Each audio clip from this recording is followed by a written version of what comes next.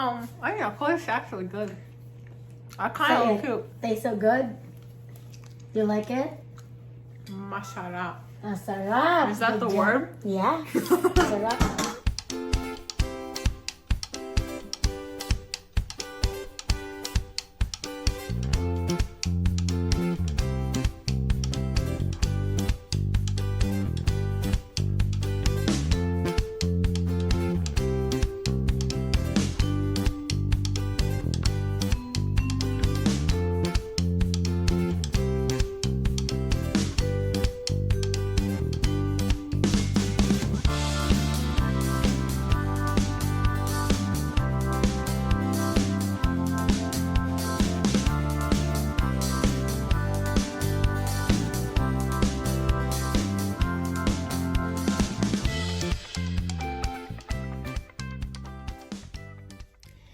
Hello guys! Welcome to my kitchen again, and it's me, Lemon. So today I'm going to cook Filipino delicacies, and it called this a cassava cake. So before I'm going to start, I'm going to introduce the ingredients that we're going to use, and let's go. 3 cups of grated cassava here. And then we have 1 egg yolk, 2 tablespoons of salted butter, melted butter, and 3 eggs, and 1.5 cup of white sugar, and we have a young coconut strips, and we have a coconut cream, and also we have a condensed milk and evaporated milk, and that's it. And let's start. So we're going to add our liquid ingredients. So we're going to save, guys, later the condensed and evaporated. So we're going to add the 1 can of coconut cream, and then we're going to add the evaporated milk. Ayan. But we're going to save a little for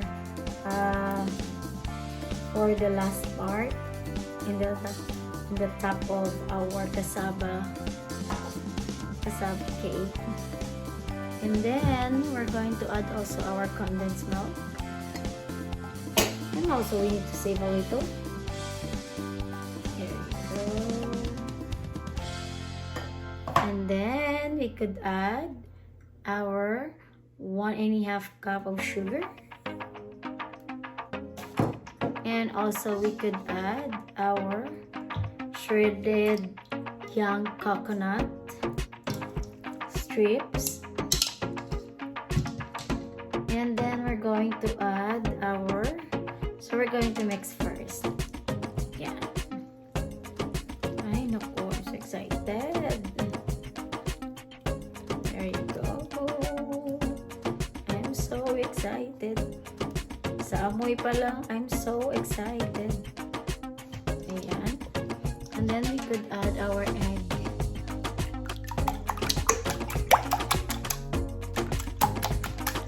Let's beaten the egg first.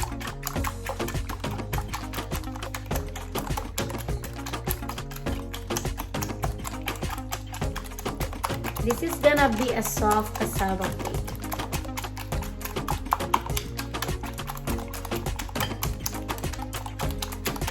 Guys, this is my first time that I'm going to make a cassava cake. Hindi po ako gumagawa. I never made this before. I just watched some other YouTuber, but I just put changes because some they put cheese on the top, but I don't like the grated cheese on the top of the cassava because it's gonna mix the mixture of the batter. Sometimes the cheese is kind of a better taste. I want the cassava, it's kind of sweet and soft. There you go.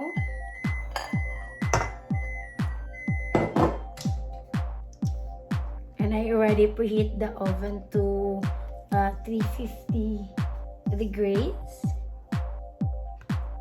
Look at that. I'm so excited. Ayan. Yeah, it's ready to put in our Pyrex. I-mix lang natin until the sugar gonna melt or maghalo siya ng mabuti.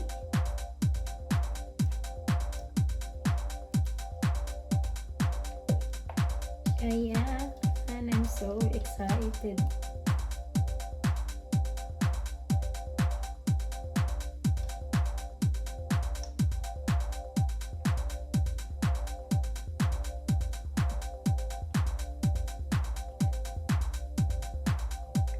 There you go. Wala. Ayan. Excited na ako sa cassava. Then we could put here in my Pyrex. Hopefully it will fit. Oh my gosh. Uy, hala. Baka baka mag-overflow. Sana hindi. Ayan. Look at that. I love the smell. And guys, then we're going to bake it in our oven. And then takot ako baka ma-overflow siya.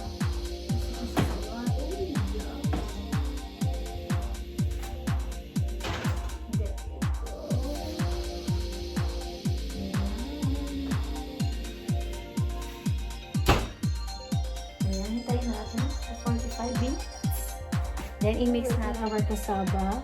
We're going to mix the toppings of the toppings. The top of our cassava. So, we're going to mix our condensed milk. And ibab. And of course, our egg yolk. Ayan. Our egg yolk.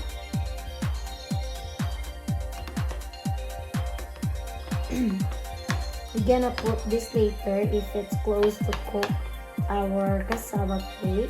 We're gonna put this on the top and then bake it again. And then we're going to add our salted butter. Salted butter with salted butter with already melted. Ayan.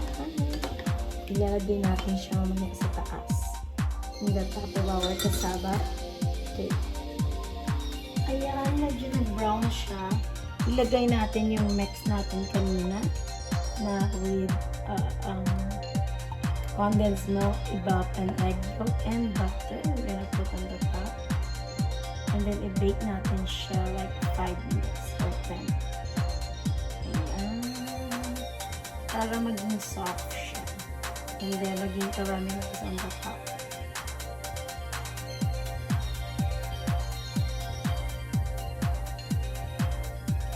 Ayan. Excited na ako. Then, ilagay natin siya ulit. Like 10 minutes. 10 minutes to finish. There you go.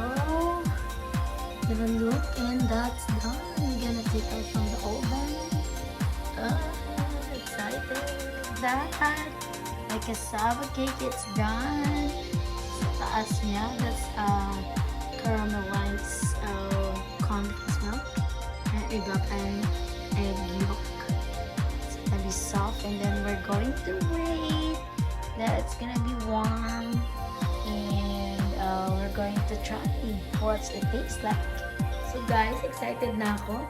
Natikman ko yung aking first homemade cassava cake. So let's try. Pero excited na ako. I really smells so good, this cassava cake, and I'm so excited.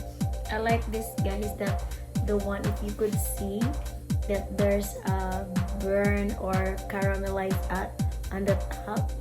You see that? I love that part. But I'm going to eat this first. Let's try, guys. Init na, init. Ah! Hot, hot. Big. Hot. Ayan. Tikman natin, guys. I'm excited.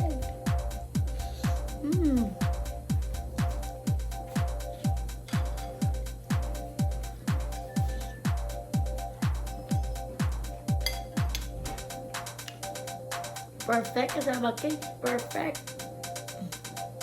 Perfect talaga. Perfect, guys. Sarap. Sarap kaya. This is my first time that I made a homemade Cassava Cake. And it's really tastes so good.